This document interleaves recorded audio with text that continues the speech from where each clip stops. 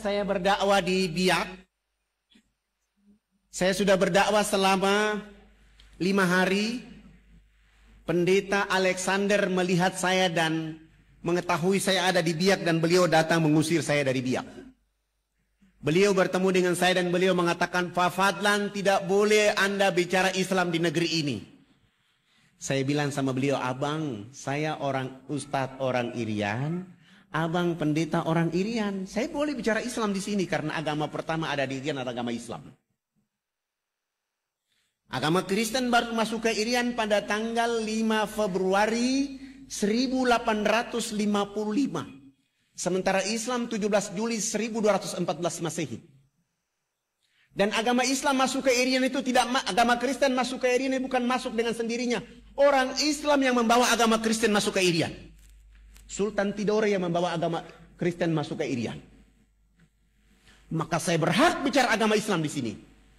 Beliau mengatakan tidak boleh Anda bicara Islam di sini. Kalau Anda bicara Islam di sini, saya dengan masyarakat Kristen akan mengancam kalian. Saya bilang, Pak Pendeta, alasan apa saya tidak boleh bicara agama Kristen di Irian, agama Islam di Irian? Beliau mengatakan kepada saya bahwa, Pak Fadlan, Anda tidak boleh bicara agama Islam di Irian karena Irian sudah dibeli oleh Yesus Kristus. Oh, Pak Pendeta, kalau Irian sudah dibeli oleh Yesus Kristus, mana kwitansi dari Yesus?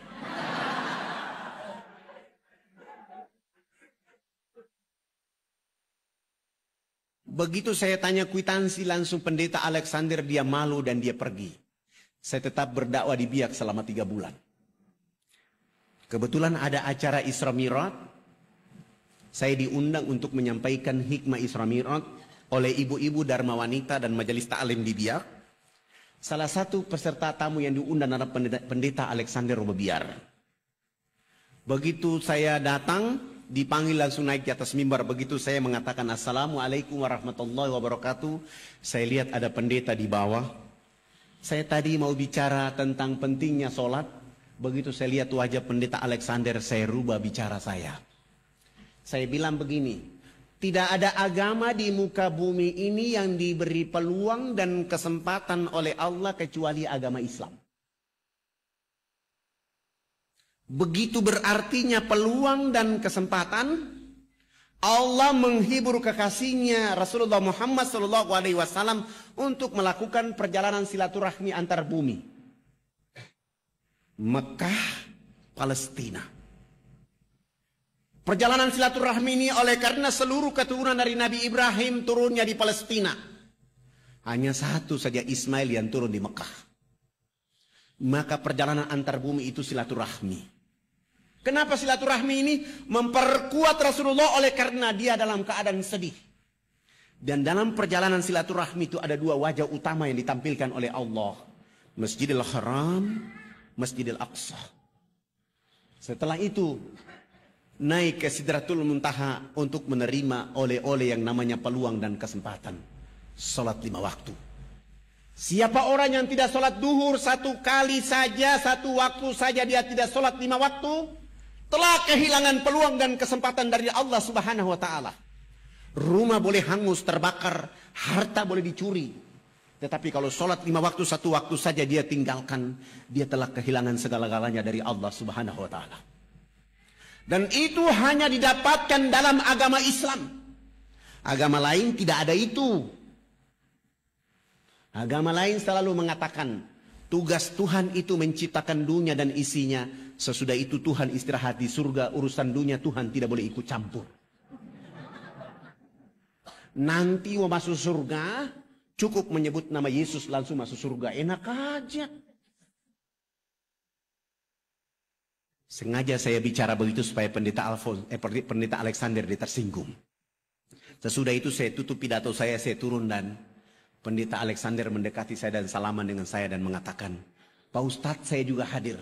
Mana kwitansi dari Yesus? Begitu saya tanya kwitansi tentang dia bilang kemarin itu, dia marah dan dia bilang, Pak Ustadz saya tersinggung. Kenapa tersinggung Pak? Saya ceramah di acara orang Islam. Saya tidak ceramah di acara orang Kristen. Dan saya tidak ceramah di khalayak ramai. Saya tidak tahu kalau abang ada di sini. Bagaimana kalau kita dialog antar umat beragama? Saya bilang, mohon maaf, saya orang yang paling tidak suka berdialog antar umat beragama. Saya bawa orang Islam, abang bawa orang Kristen, kita dialog akhirnya berkelahi bunuh-bunuhan. Saya tidak mau. Boleh dialog dengan saya hanya 4 persyaratan yang dipenuhi.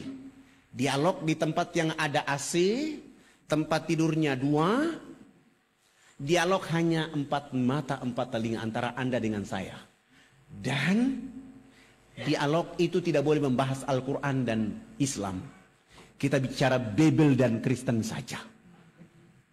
3, dalam dialog itu kalau Bible mengatakan agama Kristen agama yang benar, abang pendeta bawa saya ke gereja baptis saya dan umumkan bahwa Ustadz Fadlan masuk Kristen. Bagaimana kalau Bible mengatakan Islam agama yang benar? Ya, saya juga masuk Islam, tapi jangan dibiak bawa saya ke Jawa. Kami sepakat, lalu beliau, kebetulan acara hari itu hari Sabtu sore, beliau langsung malam itu sewa hotel dan kami 2 bertemu malam itu. Selesai sholat Isya, beliau datang jemput saya, beliau bawa mobil Kijang yang bertuliskan Laskar Kristus. Saya naik di atas mobil itu, saya baca Bismillahi majreha wa mursaha inna rabbi ghafurur rahim. Runtuhlah Laskar Kristus pada malam hari ini. Kami 2 naik mobil itu, perjalanan menuju penginapan yang beliau sewa. Saya bilang sama beliau, Bapak, saya bilang abang pendeta, saya lihat abang malam ini kayak muridnya Yesus dan saya lihat bahagia sekali. Beliau marah-marah, tidak usah kita bicara di sini, kita bicara di tempat yang saya sudah bayar. Oh, emosinya mulai naik dan sengaja saya mempermainkan emosinya dia. Kami sampai di hotel, kami sudah turun, duduk berhadap-hadapan dan saya bilang sama beliau, abang tuan rumah, saya ini tamu. Alangkah indahnya abang yang berdoa duluan. Lalu beliau berdoa, ya Bapak kami dalam surga, dituduskan dengan namamu di bumi seperti di surga. Terima kasih Tuhan Engkau telah memberikan kepada kami makanan yang secukupnya. Terima kasih pula Tuhan, Engkau pada malam hari ini telah mempertemukan saya dengan seorang domba tersesat. Aku ingin menjadikan dia atas nama Engkau Yesus Juru Selamat abadi selama-lamanya. Oh, dalam doanya dia bilang saya domba tersesat. Saya tidak baca doa, saya baca doa ilmu rukyat, saya rukyat dia malam itu. Al-Ikhlas, Al-Falaq, An-Nas, ayat Al-Fatihah, ayat kursi, Al-Baqarah ayat 1 sampai dengan 5 dilanjutkan ayat kursi. Sesudah itu raditu billahi rabba wa bil islami dina wa bi Muhammadin nabiyya wa rasula rabbi ji'ni ilma wa razukni fahma inna dina indallahil islam al-yawma akmaltu lakum dinakum wa atmamtu alaikum ni'mati wa raditu lakum al-islam dina Al-Fatihah. Sesudah itu saya bilang sama beliau, tadi abang yang berdoa duluan, saya juga posisi saya menjadi tamu. Alangkah tidak etis kalau saya yang bertanya duluan. Maka hari ini saya yang bertanya duluan. Tolong ceritakan kepada saya pada tanggal berapa Babel turun dan tempat di mana turunnya Babel dan apa kata-kata Yesus ketika menerima Babel.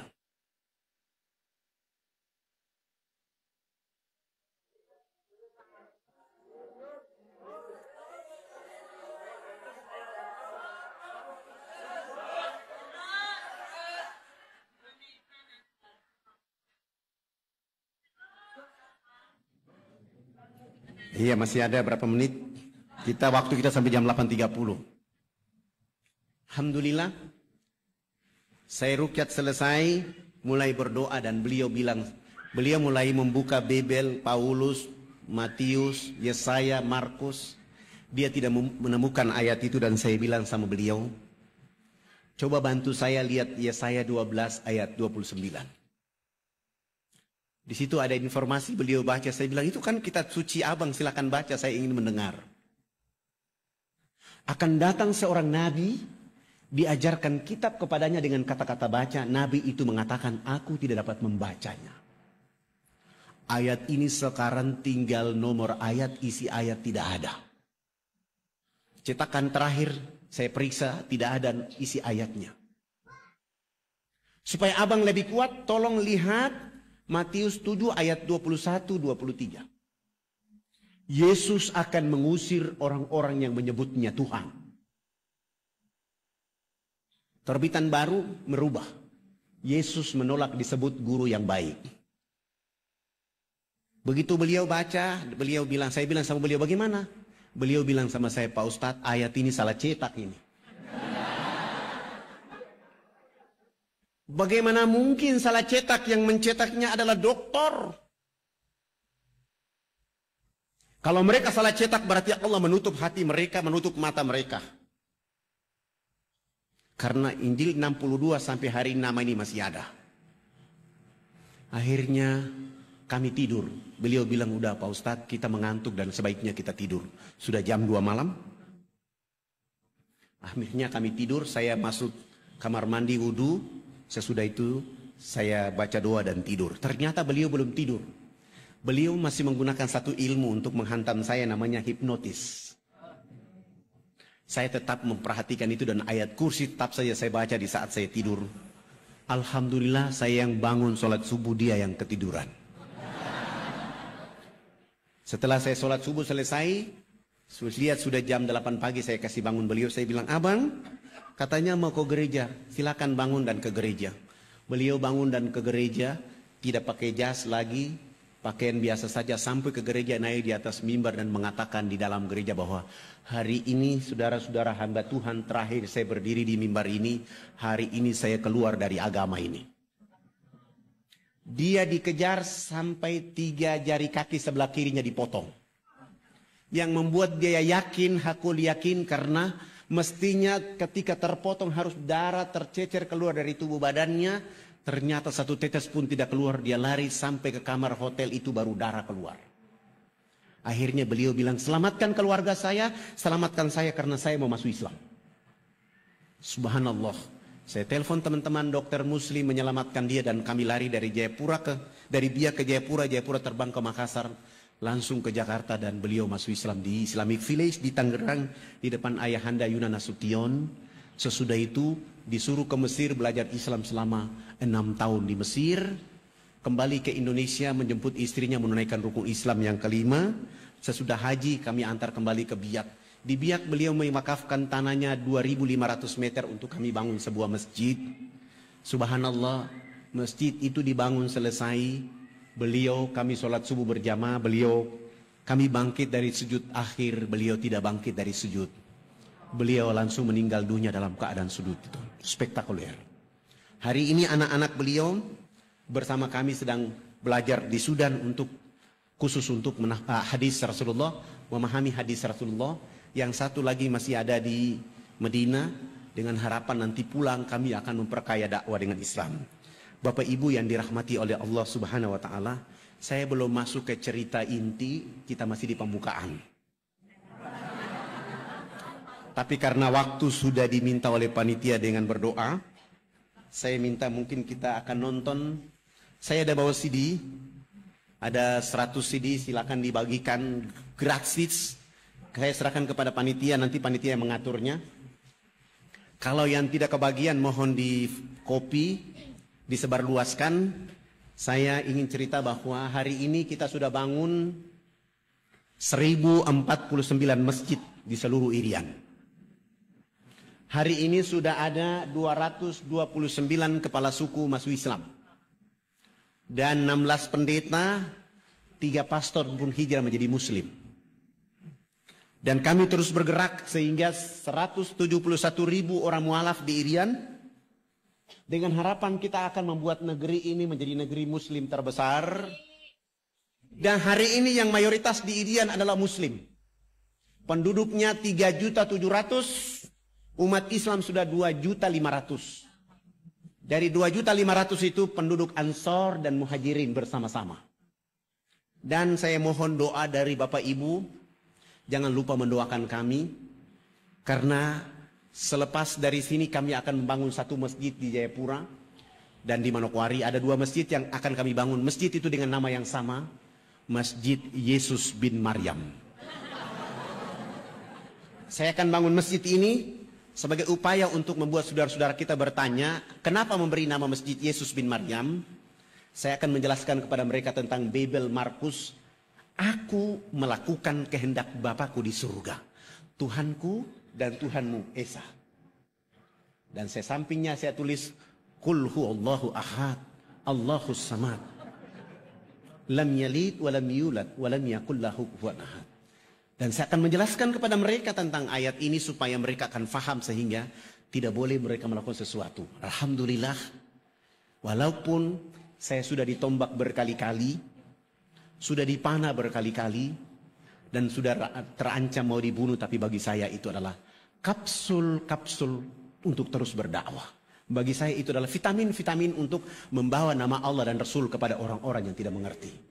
Sehingga orang akan bangkit mengenal Allah, sehingga mereka akan tunduk memuji Allah Subhanahu wa Ta'ala. Saya punya cita-cita, kalau hari ini kita orang Indonesia sudah punya serambi Mekah, maka alangkah tidak layak serambi Madinah ada di Madura. Tidak layak. Serambi Madinah itu paling cocok ada di Nuar. Kenapa? Karena orang yang pertama sholat subuh di tanah air Indonesia bukan orang Kediri. Bukan. Bukan orang Makassar. Bukan orang Jakarta. Bukan orang Madura. Bukan orang Aceh. Tapi orang Irianlah yang pertama sholat subuh di tanah air Indonesia. Orang Irian yang pertama sholat Jumat di tanah air Indonesia. Orang Irian yang pertama buka puasa di tanah air Indonesia. Orang Irian yang pertama sholat Idul Fitri, sholat Idul Adha di tanah air Indonesia. 2 jam kemudian baru orang di Kediri.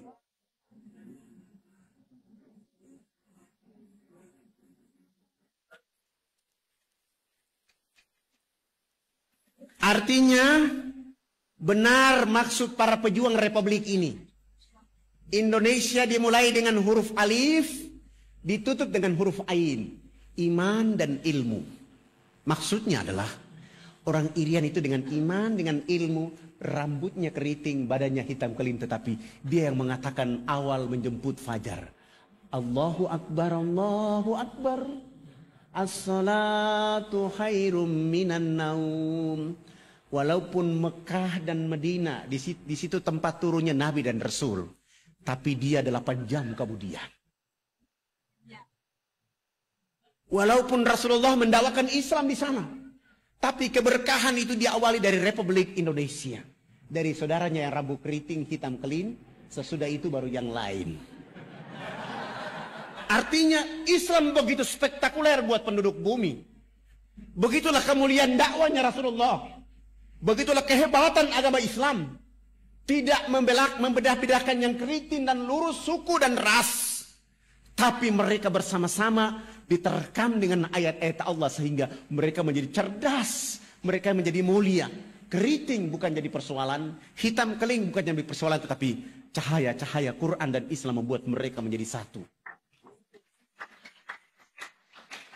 Maka benar kata Allah dalam firman-Nya kepada kita. Ya ayuhan nas, inna khalaqnakum min zakari wa untha wa ja'alnakum syu'uba wa aqbaila lita'arafu inna akramakum indallahi atqakum.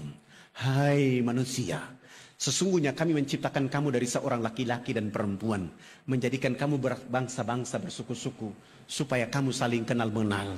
Yang membuat perbedaan di antara kalian adalah takwa kepada Allah Subhanahu wa Ta'ala. Takwa tidak hanya milik pada orang hitam keriting, tapi milik semua apabila keimanan itu dekat dengan mereka. Demikian itu yang bisa disampaikan. Perlu kita memutar CD? Oke, sudah tidak bisa, tidak ada waktunya. Mungkin nanti sudah ada CD-nya bisa diputar. Untuk itu saya mengajak kita, mari kita sama-sama memohon ampun kepada Allah Subhanahu wa Ta'ala. Menghadirkan jiwa raga kita memuji Allah Subhanahu wa Ta'ala. Bersalawat kepada Rasulullah Muhammad sallallahu alaihi wasallam dengan satu harapan, tempat ini, majelis ini menjadi telaga-telaga perbaikan jiwa raga kita. Telaga-telaga untuk membuat kita sepanjang hari, setiap minggu, setiap pekan kita mampu menyelam ke dalam telaga ini untuk bertemu Allah dan Rasul-Nya. Dan menjadikan Kediri menjadi kiprah timbulnya dakwah terbaik. Ulama-ulama dan para mubalik-mubaliknya tampil untuk mengantarkan kalimat hak kepada seluruh penduduk yang ada di tanah air yang kita cintai. Marilah kita sama-sama baca Al-Fatihah. Semoga Al-Fatihah ini membuat kita menjadi mulia di hadapan Allah. Al-Fatihah.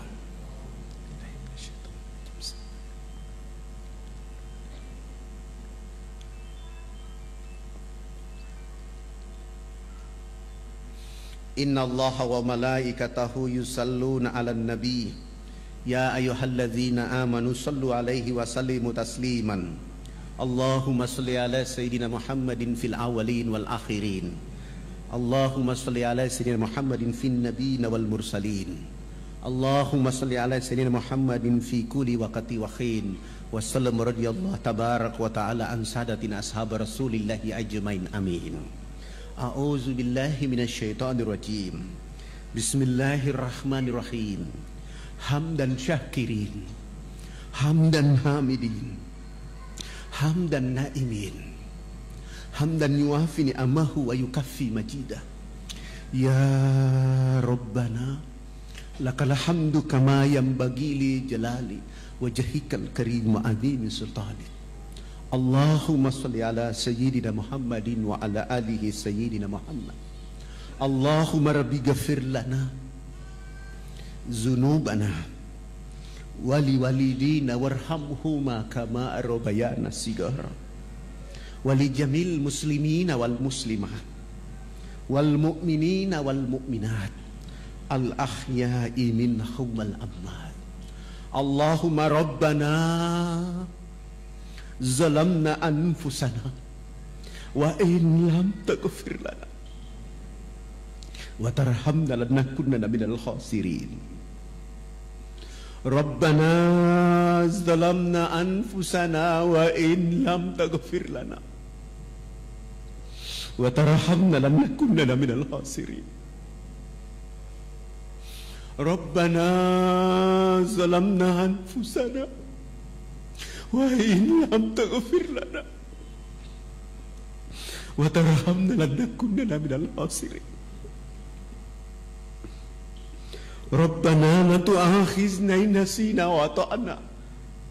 Rabbana wa la tahmil 'alaina isran kama hamaltahu 'alal ladzina min qablina. Rabbana wa la tuhamilna ma la taqata lana bi. Wa'fu 'anna waghfir lana warhamna. Wa'fu 'anna waghfir lana warhamna. Wa'fu 'anna waghfir lana warhamna anta maulana fansurna 'alal qaumil kafirin. Allahumma aslih umat sayyidina Muhammad fi Kadiri. Allahumma jabur umat sayyidina Muhammad fi Kadiri. Allahumma astur umat sayyidina Muhammad fi Kadiri. Allahumma sayyidina Muhammad fi Indonesia. Allahumma ma'afi umat sayyidina Muhammad fi dini wad dunya wa zabil akhirah. Allahumma ansur umat sayyidina Muhammad fi Palestina. Allahumma ansur umat sayyidina Muhammad fi Iraq. Allahumma ansur umat sayyidina Muhammad fi Indonesia. Allahumma ansur umat sayyidina Muhammad fi Myanmar. Allahumma ansur umat sayyidina Muhammad fi dini wad dunya wa zabil akhirat. Allahumma aftah lana abwabal khair, abwabal barakah, abwabal nikmah, abwabal sihat, abwabal quwwat, abwabal salamah bi rahmatika ya arhamar rahimin. Hasbunallahu wa ni'mal wakil, ni'mal maula wa ni'man nasir. Rabbana taqabbal minna innaka antas samiun alim wa tub alaina innaka antat tawwabur rahim. Rabbana atina fid dunya hasanah wa fil akhirati hasanah wa qina azabannar wa adkhilnal jannata mal abrar ya aziz ya ghaffar ya rabbal alamin. Subhana rabbika lidzati amma yasifun wa salamun alal mursalin walhamdulillahi rabbil alamin. Mohon maaf lahir batin, wabillahi taufik wal hidayah. Wassalamualaikum warahmatullahi